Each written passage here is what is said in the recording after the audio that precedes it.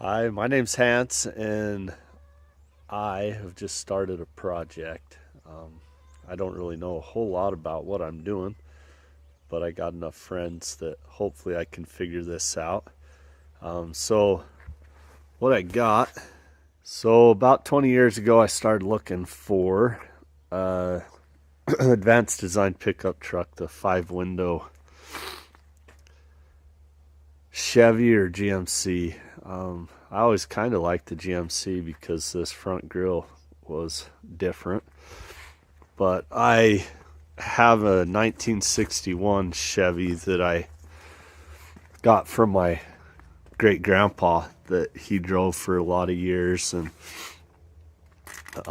when I was buying a parts truck for it, I looked behind a gate and I saw this truck sitting there. And I looked at it and it looked relatively rust free. Like usually you have in these corners there'll be rust, but there's nothing in the down here in the corners. It looked really good. I don't know if you can see down in there, there's a little bit of junk building up, but it just looked really good. It's a 1951 GMC, and so at first I worked on it, tinkered, painted the valve cover. We got it where it'll turn over, it fires fine, but I was cranking it with a 12-volt battery and burned the starter up a couple times. Got a 6-volt battery, turns really slow. And I started thinking more about the drivability. These things only went 50, I think, top speed. And I'm fairly certain this whole side got caved in on the bed somewhere along the line. It's quite the Frankenstein looking deal, but started working on the post pockets. I replaced this one, or I cut it out. I've got replacements. Got working on it, thought, oh, as long as I'm doing it, I might as well replace this rear sill. But back to thinking about the drivability, how fast I want it to go. I decided to start looking around for an S10, and the same guy that I bought this truck from had a 1993 S10 sitting there. It was missing the driver's door. Part of the cab was cut apart, and offered him and got a Chevy long bed S10 standard cab. Me and my boys ripped it apart in a weekend, got the cab and bed off.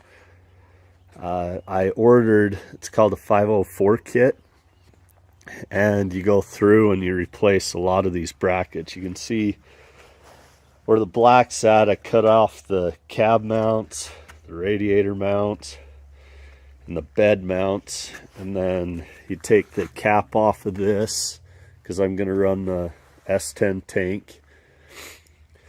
I still need to cut off the shock mounts, this brake mount, and then clean up the frame, repaint it. The transmission cross member right there goes away. This bracket goes away. And then I'm gonna redo all the steering components, pull them off, repaint them. So doing this, drivability, you got the newer suspension, disc in the front. Those are drums all the way around. Got the front suspension, I don't know what you call it. Again, I don't know really what I'm doing. So coiled front suspension on this. That one's just a solid axle, which is one step, I guess, above a buckboard wagon. When we get the engine in, got power steering, I've got drums in the back, disc on the front, the way this is set up right now. So I'll have power brakes, power steering.